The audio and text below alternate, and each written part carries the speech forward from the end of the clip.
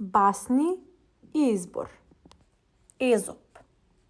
Лисицата и грозјето. Кога една гладна лисица забележала грозје што виси на некоја висока лозница, посакала да го досегне, но не можела. Оддалечувајќи се, си рекла самата на себе: уште е кисело. Лисицата и јарецот. Лисицата паднала во еден бунар и била принудена да чека не знаејќи како да излезе. Кога еден жеден јарец дошол до истиот бунар и ја забележал лисицата, почнал да ја распрашува дали водата е добра. Прикривајќи ја својата невоја, лисицата почнала да ја фали водата, зборувајќи дека е прекрасна, а притоа поттикнувајќи го да влезе. Тој слезе за да се напие вода, а кога ја изгаси жетта, почна со лисицата да размислува како да излезе од бунарот. Лисицата му рекла дека смислила нешто полезно за да се спасат двајцата. Ако си подготвен да ги потпреш предните нозе над зидот и ги приближиш роговите, кога ќе се искачам горе преку твојот грб, јас ќе те извлечам тебе.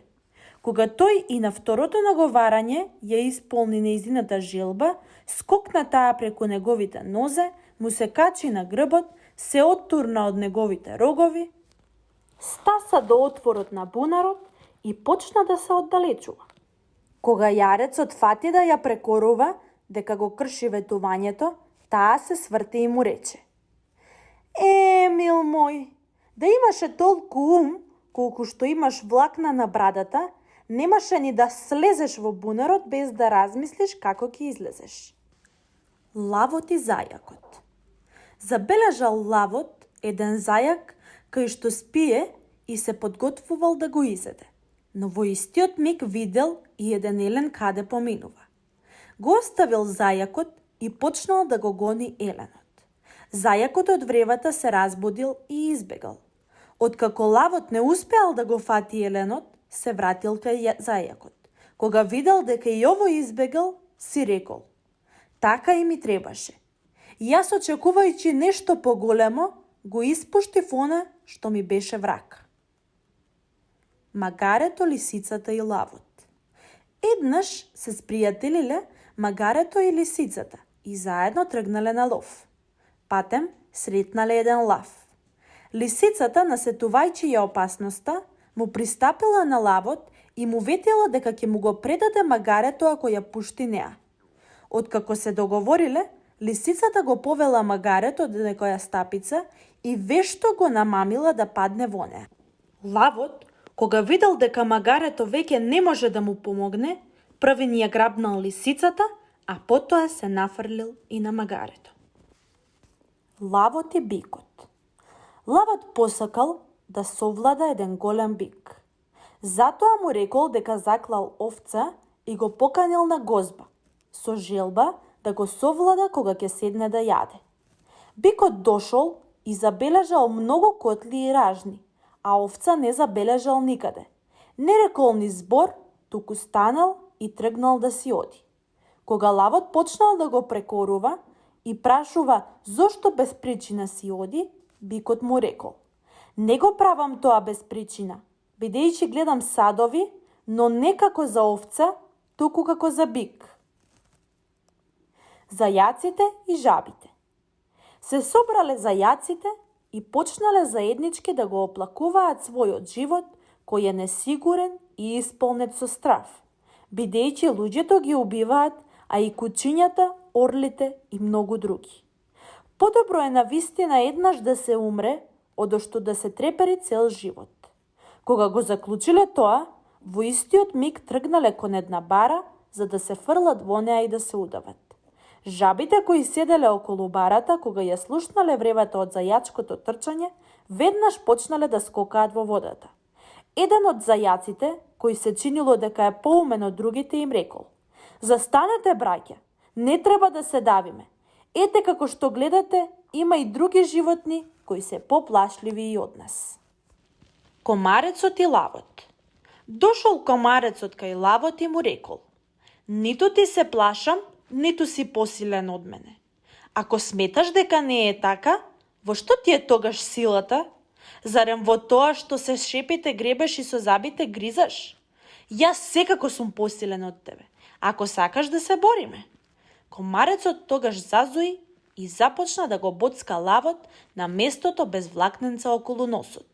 Лавот, бранејќи се гребеше со сопствените канџи додека не папса.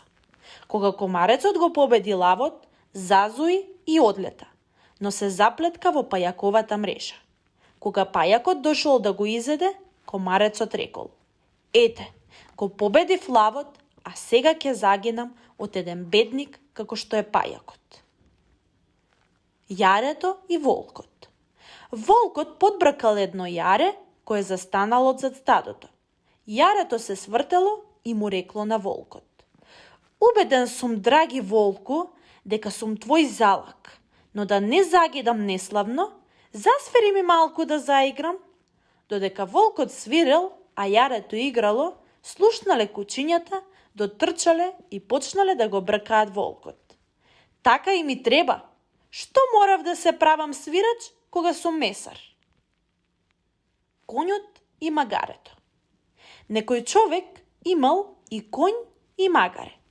Кога еднаш биле на пат, му рекло магарето на конјот: преземи малку од мојот товар, ако сакаш да останам жив. Конјот не го послушал.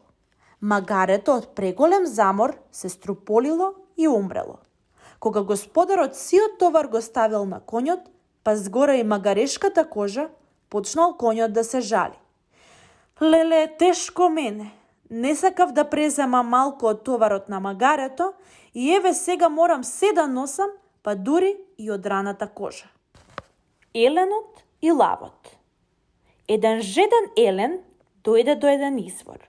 Додека пиеше, го забележа својот одраз во водата и почна да се гордее со своите рогови, гледајќи ја нивната големина и убавина. А на нозете многу се лутеше, затоа што му биле тенки и слаби.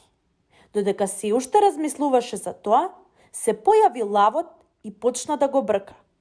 Тој се пушти да бега и далеко му избега. Додека рамнината била гола, се спасувал со трчање. А кога стасал на едно шумовито место, му се случи роговите да му се заплеткаат во гранките. И бидејќи заради тоа не можеше повеќе да бега, лавот го фати. Кога веќе издивнуваше, си рече во себе: кутриот јас. Нозете ме спасуваа, иако сметав дека ќе ме остават на цедило, а ме уништија роговите, на кои толку се гордеев. Кучето со месото. Едно куче со парче месо во уста го минувало потокот. Во водата го забележало својот лик и си помислило дека тоа е друго куче кое има поголемо парче месо. Наеднаш го испуштило своето месо и се фрлило на она другото да му го земе. Му случило да остане и без двете. Едното не го досегнало затоа што и не постоело, а ниту другото бидејќи водата го однела. Лавот и лисицата. Остарел лавот и станал немочен да наоѓа храна. Дошол на идеја дека тоа може да го прави според одреден план. Се повлекол во една пештера, се испружил и почнал да се преправа дека е болен. Така ги фаќал и ги јадал животните кои доаѓале да го посетат. Кога веќе многу животни изел, еден ден дошла лисицата, но таа го согледала неговото лукавство. Застанала подалеку од пештерата и почнала да го запрашува како се чувствува. Тој одговорил: лошо. И кога ја прашал зошто не влегува, таа му рекла: јас би влегла, ама ги гледам трагите дека сите водат кон внатре, а ниедна кон надвор. Кучето и петалот. Еднаш се спријателиле кучето и петалот и заедно тргнале на пат. Кога се стемнило, петалот се качил на дрво и таму се сместил, а кучето влегло во шуплината на дното од стеблото. По обичај, петалот во рани зори закукуригал. Го чула лисицата и веднаш дотрчала под дрвото. Почнала да го наговара петалот да слезе озгора, Божем сакала да се поздрави со птицата што има толку прекрасен глас. Петелот и одговорил: Првин, разбуди го вратарот што спие во шуплината на дното од стеблото, а јас ќе слезам кога ќе ми ја отвори вратата. Лисицата го побарала вратарот, но се појавило кучето. Ненадејно скокнало и в часот ја раскинало. Жан де Ла Фонтен. Мувата и кочијата. По една угорница, во еден топол ден, 6 силни коњи влечеле кочија. Патниците се симнале од кочијата, а впрегнатите коњи испотени се качувале по нагорницата. Од некаде долетала мува, која помислила дека може да ги спотера коњите со своето брмчење. Го касала ту едниот конј, ту другиот, мислејќи си оти таа ја движи кочијата. Ту ќе седнала на рудата, ту ќе слетала на кочијашот, летала ваму, таму, Боже ме војсководец кој ги бодри воините да победат. За сето време, мувата се жалела дека единствено таа работи и се грижи за се. А патниците, слезени од кучијата, полека чекорејќи ја следеле кочијата. Госпоѓата мува и ним им се врткала околу главите. И по многу напор, коњите ја искачиле колата на врвот од ридот. Сега малку да одмориме, рекла мувата. Јас многу се измачив, ама барем патниците стигнаа на рамен пат. А вие, господа коњи, платете ми за мојот труд. Штурецот и мравката. Цело лето малиот штурец пеел и се веселел на топлото сонце, шареното цвеќе и зелената трева. Каде и да скокнал, секаде без мака наоѓал храна. Но кога стасала зимата, се опустело, а малиот штурец треперел на студот. Почнало и глад да го измачува. Се сетил на својата пријателка мравката, која цело лето грижливо собирала зрно по зрно за зимата, па побрзал кај неа и ја замолил да му позајми некое зрно, за да не умре од глад. Мравката го запрашала: А што правеше цело лето, па ништо не си подготвил за зимата, како што прават сите грижливи животни? Пеев и ги забавував другите, така врвеа деновите и летото брзо ми помина. Пееше, мравката рече весело. Кога е така, сега продолжи да играш, па уште побрзо ќе ти помине зимата. Погребот на лавицата. Кога умрела лавицата, требало да й се приреди величенствен погреб. Лавот бил тажен и сите животни настојувале да покажат дека смртта на лавицата и за нив е тежок удар. Па кога лавот рикал, и тие завивале на цел глас. Само еленот не бил тажен, а и како да биде, кога лавицата му ги распорила и срната и срнчето. До ушниците го пријавиле кај лавот. Лавот целиот разбеснет им наредил на волците да го растргнат еленот. Но еленот му рекол на лавот: Ми се јави на сон лавицата и ми рече дека се наоѓа во рајот, каде што е среќна и задоволна. Поради тоа тој, лавот, треба да биде среќен и да не тагува по неа. На лавот тоа му се допаднало и тој му простил на еленот. И самиот престанал да тагува, а еленот уште и богато го наградил. Така, никогаш не се знае кој е вистинскиот пријател, бидејќи по надворешните знаци се донесува заклучок за приврзаноста на оние кои ги окружуваат и често неискрено им ласкаат. Волкот и јагнето. Јагнето пиело вода од потокот. Од шумата наишол гладниот волк и му се развикал на јагнето: Зошто тука газиш и ми ја матиш водата, што сакаш да ја пијам? Исплашеното јагне му одговорило: Милостив господару, водата тече од тебе кон мене и јас не можам да ти ја матам. Ми ја матиш, се развикал уште посилно волкот. А и лошо се зборувал за мене минатото лето. Па јас тогаш уште не сум било родено, ваша милост. Ако не си ти, тогаш твојот брат. Но јас немам брат. Тогаш бил некој од твоите. Сите вие и вашите овчари само зло ми посакувате. Морам да ви се одмаздам. Притоа го грабнал кутрото јагне и го одвлечкал длабоко во шумата. И така јагнето настрадало. Бидејќи кој е посилен, тој за правдината не се грижи. Два петла. Два петла, кои долго време живееја пријателски, се скараа поради една кокошка. Оној што победи се качи на покривот и славно почна да кокорика и бучно да мафта со крилјата. Таму го забележа јастребот и го грабна. Оној другиот, победениот петел, се врати потоа меѓу кокошките. Сега сите се завртеа околу него и му окажуваа најголемо внимание. Никој не го спомнуваше неговиот пораз. Дури и не помислуваше на тоа. Значи не е добро да се дозволи да ве заслепи победата или успехот, па потоа лекоумно да ги изгубите плодовите. Исто така, не треба ниту во поразот да се очајува, бидејќи триакалото на среќата се врти и оној кој денеска е горе, може утре многу лесно повторно да биде долу, а оној кој е долу, може утре да се крене и да достигне успех.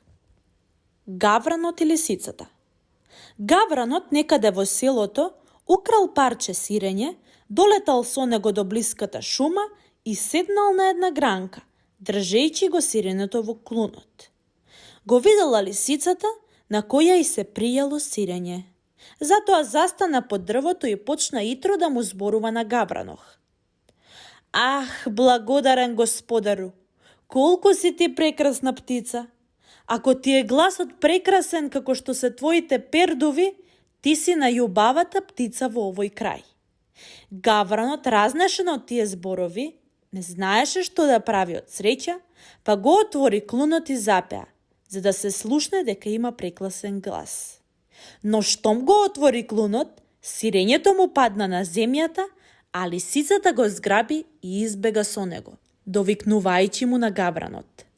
Настрада, глупава главо, бидејќи им поверува на моите убави зборови, а таквите како мене секогаш живеат на товар на глупавите кои им веруваат. Оваа поука вреде сигурно колку парчето сирење што ти го зедов. Лисицата и штркот. Кума Лиска го покани кумот Штрк на ручек. За таа гозба подготви густа супа, но на својот гостин му ја послужи во плитка чинја. Штркот не можеше ништо да досегне во својот дол клун. Вториот пат Штркот ја покани лисицата на гости. Таа со задоволство дојде, а посебно се радуваше кога го виде ситно исечканото месо, кое многу убаво мирисаше, а лисицата со задоволство го јадеше. Но Штркот на масата јадењето го стави во висок сад со многу тесно грло. Клунот на Штркот лесно продираше до месото, но широката муцка на лисицата не можеше никако да го земе. Мораше со подвиена опашка гладна да се врати дома. Кој измамува друг, мора да биде подготвен и самиот да биде измамен. Се вели, ти денес мене, јас утре тебе. Жабата и волот. Го видела жабата волот и се сторил како џин. Се родила завист кај нејзе и си рекла дека и таа може да стане толку голема колку него. И почнала да се напнува, да се дуе. Запрашала една жаба. Мила сестричке, гледај колкава сум. Доста ли е? Кажи ми. Не, и рекла другата жаба. А сега? Ни сега. А сега? Ништо, залудно се трудиш. И жабата јадосана цела, додека другите и се смееле, продолжи да се дуе и пукнала како балон. Две маски. Две маски патувале ден и ноќ заедно. Едната со мака носела полни вречи со овес, а другата дигса ги полни со злато, многу лесно, и целата горда поради таа ретка среќа чекорела гордо со одмерени чекори, звецкајчи со прапорците и со подбивни очи. За ништо на светот Таа не би се согласила да го подели товарот. Но се појавиле арамии кои подолго време ги демнеле и сакале да го украдат златото. Ја фатиле за уздите маската што го носела златото за да ја спречат да брза, но маската почнала да клоца. Разбойниците разлутени ја изболе со ножевите и таа паднала од тешката болка. Воздивнатла тогаш. Дали е тоа награда? Маската покрај мене со здрава кожа од тука да тргне. А другата ја одговорила за тоа. Злата судбина ти дојде тебе, бидејќи високата положба често беда создава. Да му служеше како и јас на воденичарот, немаше вака несреќно да завршиш. Јуницата, козата, овцата и лавот. Јуницата и козата, овцата нивна сестра, со гордиот лав, господарот на џунглата, направија сојуз довека да го делат ловот, добивката и штетите како четворица другари. И еден ден, во длабочината на шумата, во скриените стапици, покрај престојувалиштето на козата, се фати еден елен. Таа истиот ден ги повика сојузниците од околните дворови. Сите дојдоа поред. Лавот намуртено стои, ги погледна присутните и со ноктите ги брои. Не се лажам, рече. Вистина е цела. Ние сме четворица, значи 4 дела. Па му приде на еленот и во истиот миг ја изврши делбата на заедничкиот плен. Првиот дел го зеде во знак на царското својство. Тој ми припаѓа мене. Мислам, нема збор. Тоа гледиште го бранам со законот, бидејќи ме викаат лав. На тоа, никој не смееше ништо да каже. Со лавот, секој веќе однапред се согласува. А тој продолжува и потоа рече. И вториот по право треба да ми го дадете. Тоа е правото на посилниот. Вие добро го знаете тоа. Бидејќи сум најхрапар, го барам и третиот. Кој четвртиот ќе го допре, веднаш да ви кажам, јас веднаш ќе го удавам. Кратците и магарето. Украле магаре двајца арами и дрски. Едниот сака да го продаде, другиот да го чува. Околу нив почна кавга остра и тупаници почнаа јуначки да летаат. Додека тие двајца сложно се тепаа, делеа шлаканици, се корнеа влечеа, третиот крадец стигна и магарето им го дигна. Магарето е често од некоја земја бедна, а кратците и владетелите доаѓаат да се тепаат за него оддалеку, под изговор дека сакаат да ги средат работите и на народот да му го симнат синџирот на робството. Волкот и штркот. Еден волк на една волча гозба јадал толку брзо, што за малку ќе си го загубил животот од идлабоко во грлото му застанала голема коска. За среќа, на волкот во близината поминал штрк. Волкот му мавнал и штркот дошол кај него.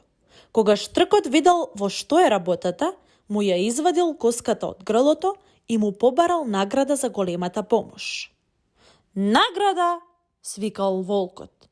Ти се шегуваш, штрку. Што? Зар не си задоволен што извади жива глава од мојава уста? А сега губи ми се од пред очи. Неблагодарнику еден. Немој уште еднаш да ми се појавиш на дофатна шепава. Гулабот и мравката. Друг пример даваат животинките мали. Покрај бистриот поток еден гулаб пиеше, кога мравката, која недалеку беше, невнимателно падна во немирните бранови и во тоа море попусто, со сета сила, се стреми кон брегот за солниште мало. Гулабот се сожали, спушти малку пониско, една тревка мравката се фати и стигна здрава и жива на брегот. Но со случувањата продолжува синџирот.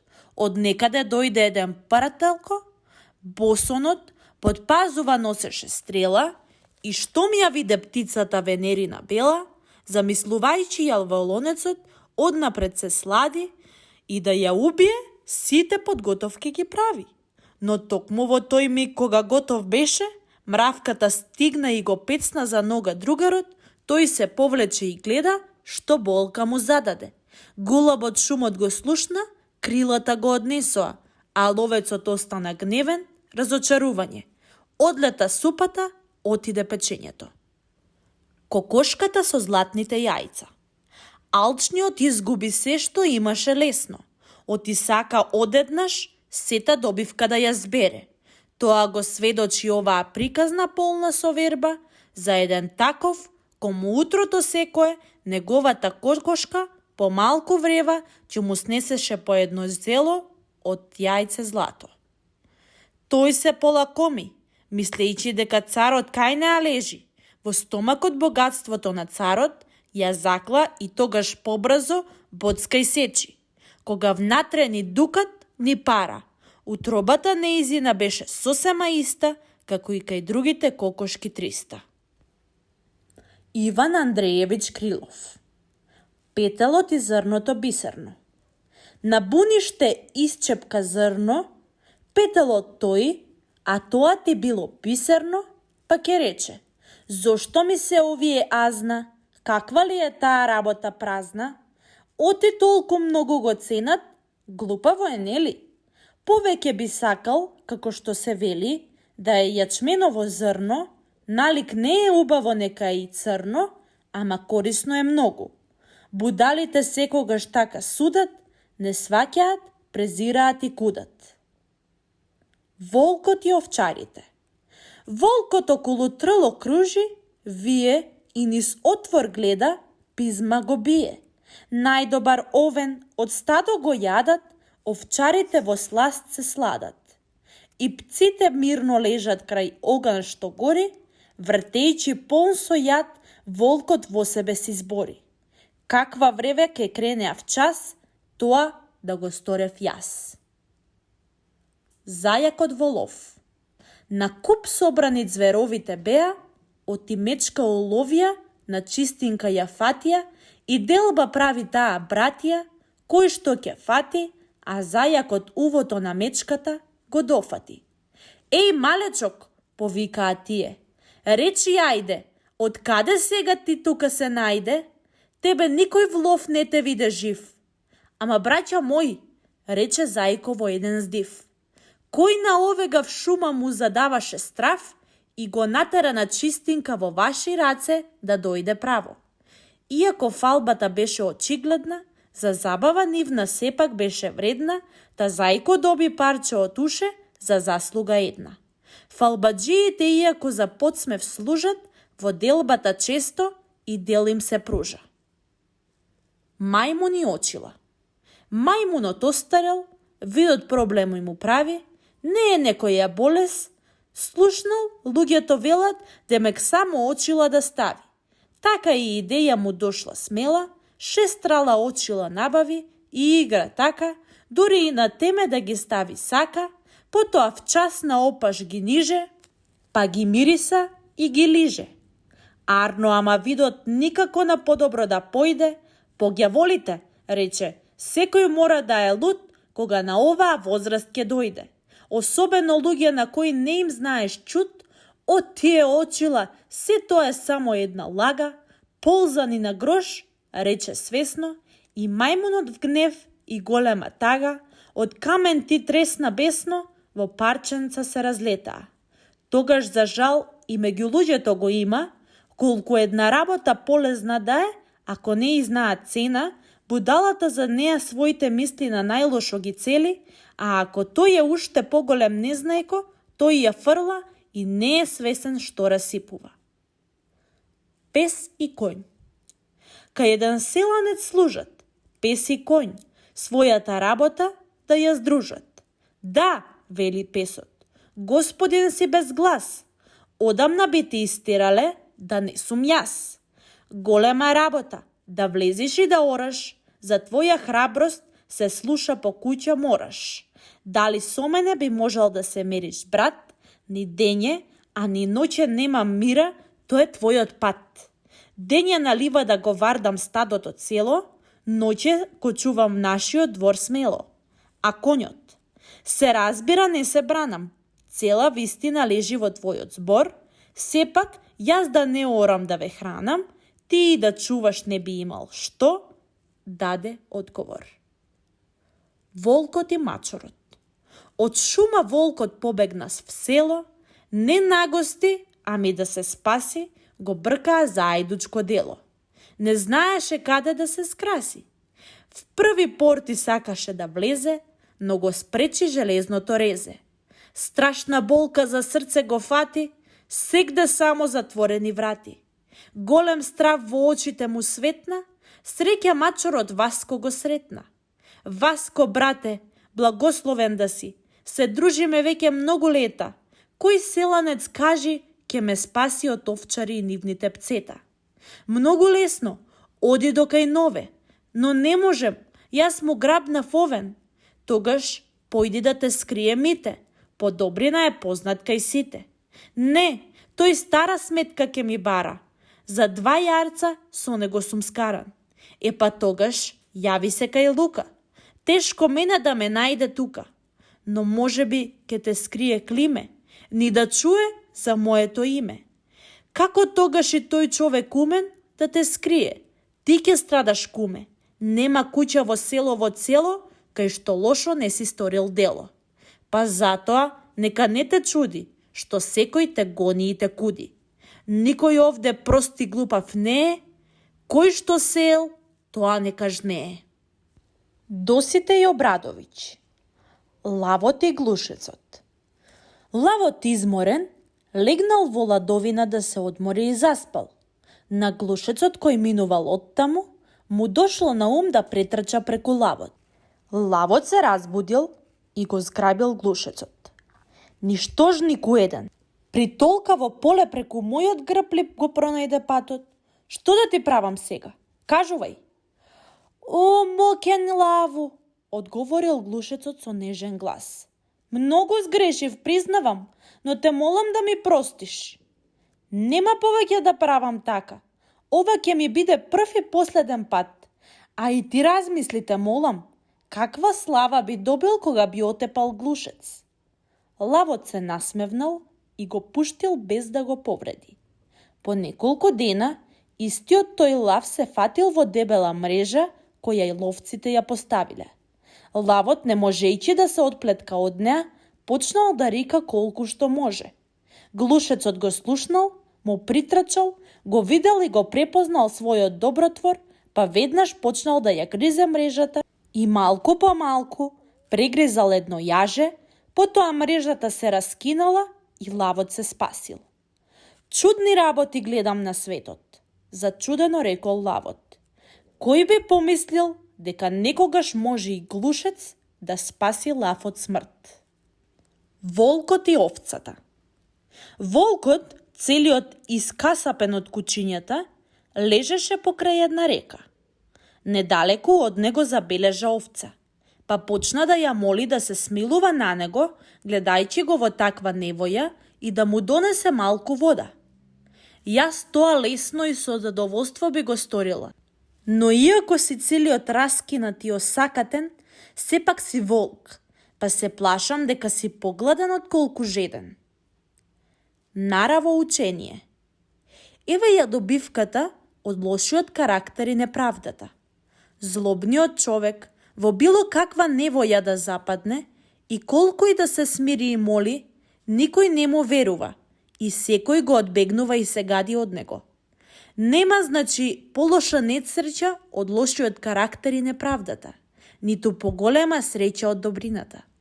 Богатството може да се стекне и лошиот и направеден човек може целиот да се валка во сласти и изобилство, високи науки и достоинства да добие, но со праведност и добрина да се украси, тоа на лошето и нечестно срце не му е дадено. Злобниот човек е сличен на овој волк. Кога ќе легне на смртната постела, целиот раскинат од својата совест за неправда и неправените злодела, никој нема да го сожалува, ниту со него се сочувствува, но секој ќе рече: ете го човекот кој не го зеде за себе Бог за помошник, но веруваше во себе и во неправдата своја. Песот и волкот. Песот спиеше во една летна ноќ пред авлијата. Дојде волкот и сакаше да го изеде. Но овој почна да му зборува сега да не го јаде, бидејќи е многу слаб. Му рече дека утредента ќе има свадба во куќата, дека толку убаво ќе се нахрани и ќе се здебели.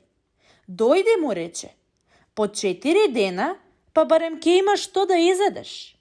Волкот му поверува и си замина. А кога во договореното време дојде, песот го нема надвор. Го вика овој низ плотот, опоменувајќи го за договорот.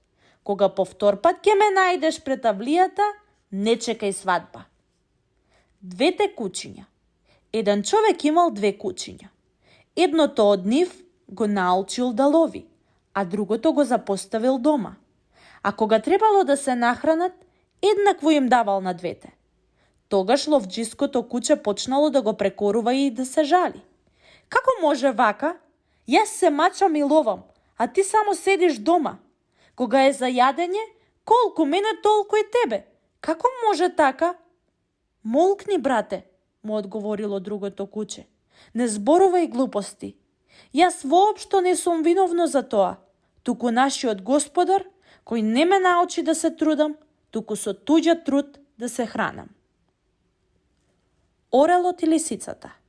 Се здружиле орелот и лисицата и за да им биде дружбата секојдневна и постојана, се договориле и согласиле да живеат како соседи, за да можат да си помагаат еден на друг кога ќе им затреба. Затоа одбрале еден голем даб, на чии гранки орелот направил за себе гнездо, каде снел јајца и извел мали орлиња. Лисицата до коренот во шуплината на истото дрво си направила за себе легло и си ги окотила тука своите лисичиња. Таа еднаш, како по обичај, отишла на лов, а орелот немајќи што да јаде тој ден, ниту со што да го нахрани своето семејство, гледајќи дека лисичињата се дебелки, слетал долу, го зел и го однел во гнездото. Малку подоцна се вратила лисицата и ја забележала тажната гледка. Крвта која топла се уште течела од гнездото, плачните гласчиња на лисичињата како молат, а орелот со ноктите и клунот ги дере и им ги вади очите. Како и било на лисицата да гледа од оздола, секој би можел многу лесно да претпостави. Да страда од било кој друг, немало толку да и биде жал, но од пријателот и соседот свој. Не можејќи ништо друго, го направила она што сите послаби го прават, кога ќе им се нанесе неправда од посилните. Проколнала и правосудното небо на одмаз да го повикала. По неколку дена овчарите печеле месо во полето, од кое орелот зграпчил пиле парче месо со залепено жарче на него. Случајно тогаш ветрот дувнал, се запалило орелското гнездо, орлињата паднале долу, половина испечени. Колку ли тогаш лисицата со радост ги дочекала, кога со нив пред очите на орелот удирала во дабот, срцата од нив уште биле живи, ги корнела и јадела. Секој може тоа многу лесно да го предпостави.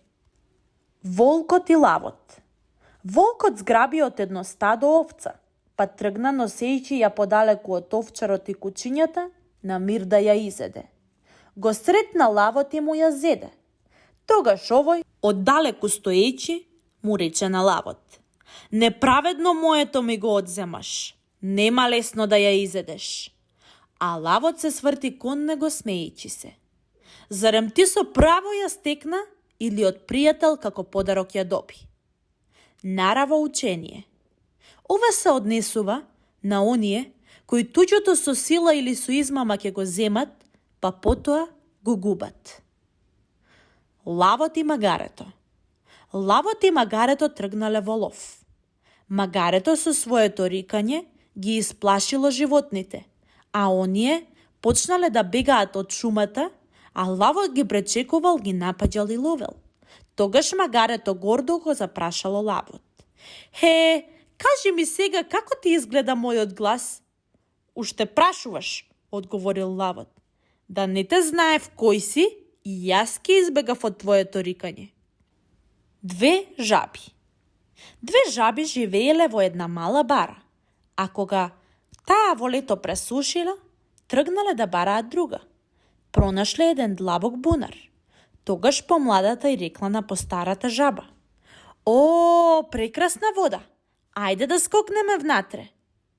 "Може бе многу лесно да скокнеме долу," одговорила постарата. "Но ако и оваа вода пресуши, дали ќе можеме да излеземе надвор?" Бошко Смаќуски. Згода и незгода. По најостра жега, сред лето, низ некој пусти каменлив дол, патувале магарето Клето, товарено со 2 вреќи сол. Магарето почнало да стенка, во недоглед тонал патот крив, нигде мека не сенела сенка, а ниту ветрот пуштал ладен здив. А и жетта магарето страдно го давела како крвав волк, но за среќа, крај поточе ладно водел патот и прашлив и долг. Магарето на поток штом дошло, во водата побарало спас. Токму тогаш заарно или лошо, сред водата се кутнало плас.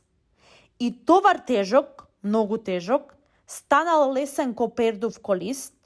Штом сетило на грб товар лесен, магарето се кренало в шум, почнало од радост да се тресе. Кој ќе рече дека немам ум? Друг пат била рана есен, зад облаци сончко крил зрак, товарено со сунџер мек лесен, магарето патувало пак.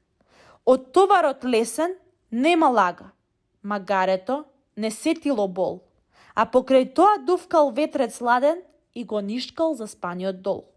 Но во поток, штом стигнало велат, помислило магарето в час: "Пак товаров лесен ќе го сторам", и в поток се кутнало плас. Не знаело магарето Клето дека сунџер не е исто што и сол, не знаело за сунџерот дете дека пие како жедан вол. И сунџерот штом се напил вода, станал тежок како некој рит, магарето сакало да оди, не можело, му се маглел вид. Сал околу ветрот живо веел и со суви лисја кревал шум, поточето Грагорелов смеа: "Еј, магаре, кај е твојот ум?" Мајка. Си пееше гавраницата на гавранчето: "Мило мое, најубаво мое." Гавранчето ја слушаше, а од тие песни добиваше сила, растеше и само чекаше кога ќе полета. И полета. Виде на едно дрво гугутка како ги учи гугутчињата да летаат, па гавранчето сакаше да си поигра со нив. "Иш грдопиле, иш црнопиле," го избрака гугутката. Гавранчето со плачење се врати кај гавраницата. "Оти мори, мамо, онаа тетка ми рече дека сум грдо и црно пиле." "Оти не ти е мајка, бре сине," го погали со крилото гавраницата. Итрото глувче. Мачорот фати едно глувче. "Пред да те изедам, сакам да ми кажеш една шега." "Убаво да се изнасмеам, посладко ми е јадењето," рече мачорот. "Како можам да ти кажам шега, кога знам дека ќе ми изедеш?" се зачуди глувчето. "Како? Тоа си е твоја работа." Мачорот му ги покажа своите остри заби. "Што ме така? Слушај.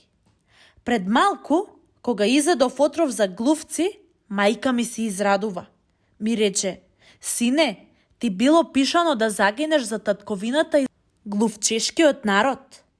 Излези да ти изеде мачорот, тој ќе се отруе од тебе и ние ќе бидеме слободни." "Еве вака, шега не знам, ама ти ја кажав маката," трепна со очињата глувчето.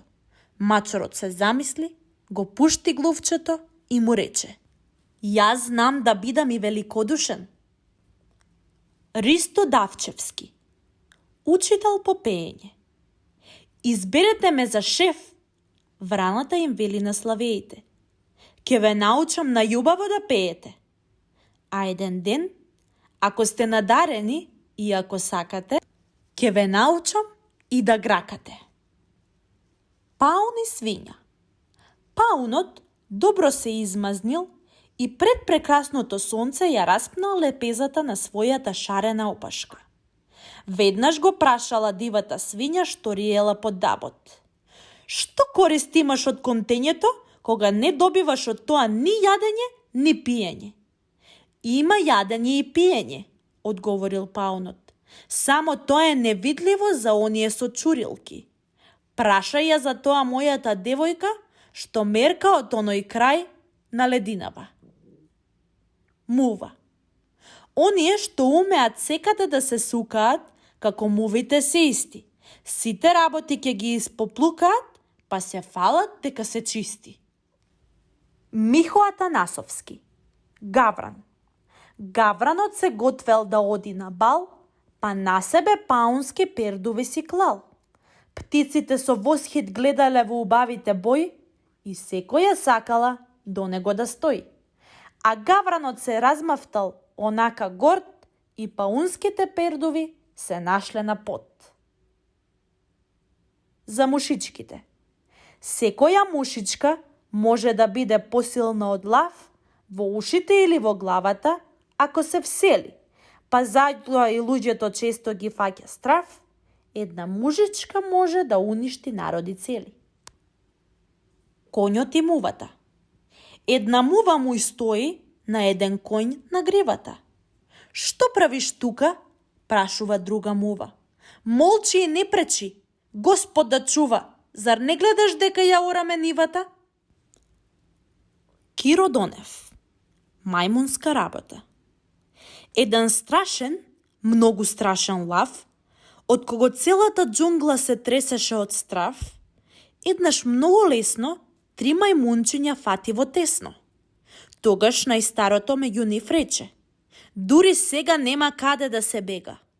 Средното предложи: храбри да бидеме, со итрина да се обидеме.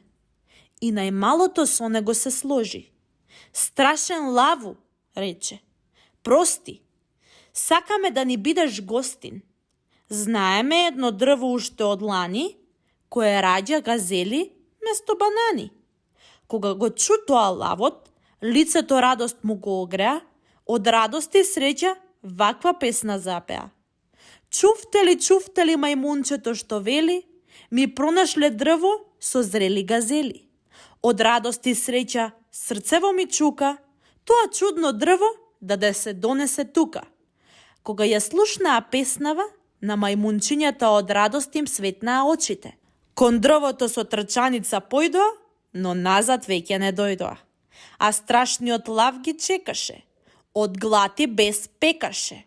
Ги чекаше 101 сабота, но наседна на мајмунска работа. Итрото глувче. Барајќи храна, едно глувче се најде во канџите на мачорот, но не се исплаши, бидејќи беше многу итро. Со итрина се обиде да се спаси. Добар мачору, рече тоа. Биди уште подобар, па изеди ме. Ми здодеа да живеам постојано гладно и во страв во оваа мрачна дупка.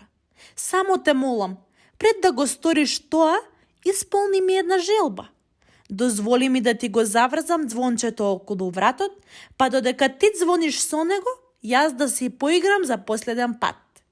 За да се покаже на вистина добар, мачорот се согласи.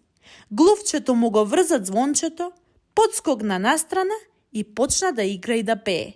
Сакам да си играм, еве вака, ете така, да подскокнам да запеам, ете така, еве вака. А мачорот нека гледа, еве вака, ете така, дури скокнам во дупката, еве вака, ете така. И изговарајќи ги последните зборови, глувчето се мушна во дупката, а мачорот остана вчудовиден, што го чека пак да излезе. Му звонеше, му мјаукаше, го викаше, но итрото глувче не се појави.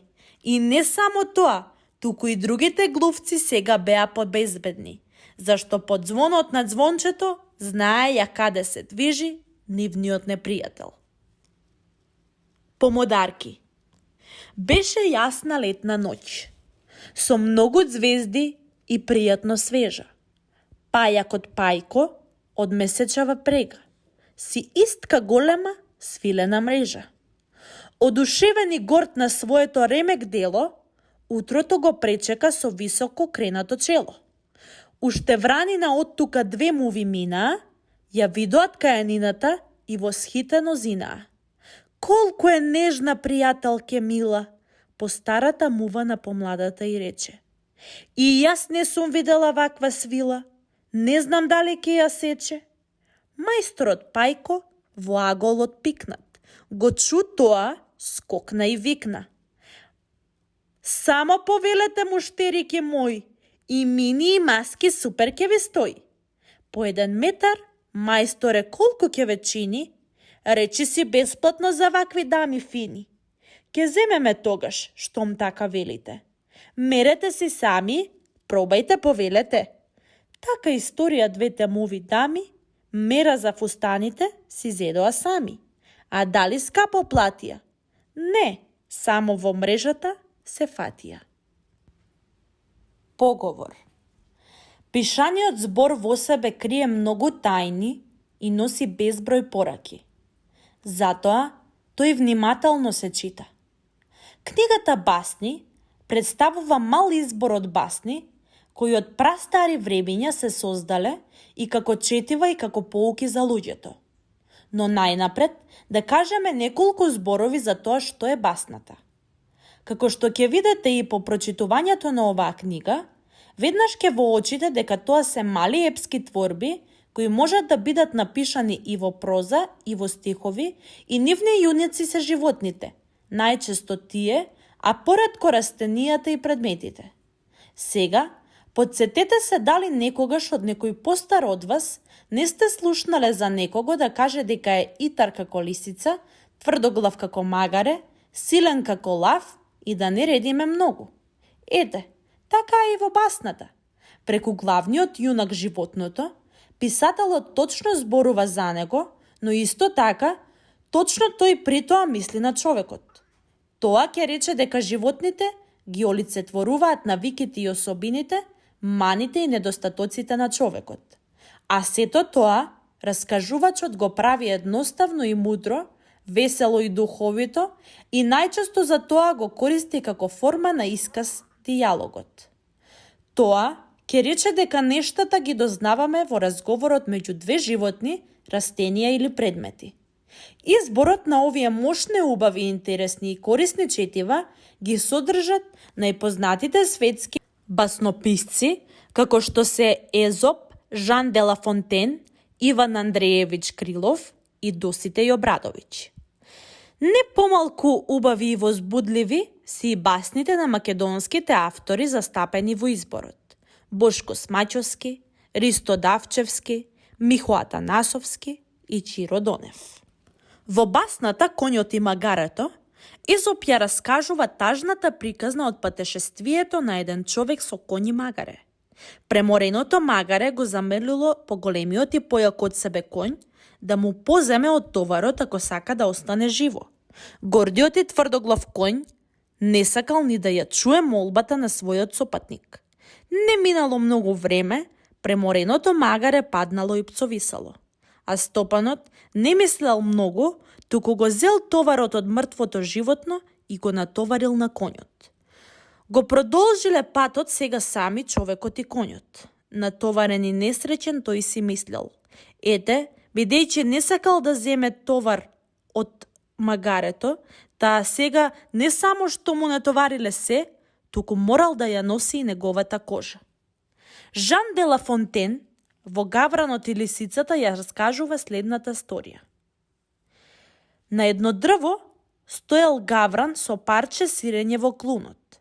Привлечена од убавиот мирис, под дрвото дошла лисицата. Ја поздравила птицата и почнала да изборува колку е таа убава. Па додала дека ако уште и пее така убаво, како што чудесно изгледа, тогаш таа е најубавата птица во шумата. Гавранот не можел да му се каже 2 пати. Загракал колку што може посилно и го испуштил парчето сирење од клунот. А лисицата тоа и го очекувала. Му се подсмевнала и го посоветувала. Кутар мој гавране, се имаш, само ум ти фали. Иван Андреевиќ Крилов своите басни ги пишувал во стихови. Во Петелот и Бисерот Читаме како петелот на едно буниште случајно нашол зрно бисер. Се намуртил и почнал да зборува како му е чудно што бисерот е толку ценет, а не вреди ништо, наспроти тоа, кога тој ќе се врати дома и таму го чекаат јачменовите зрна кои имаат чудесна сласт. Оваа басна, покај првиот дел во кој авторот ни го кажал тоа што имал да ни го соопшти, има и втор дел.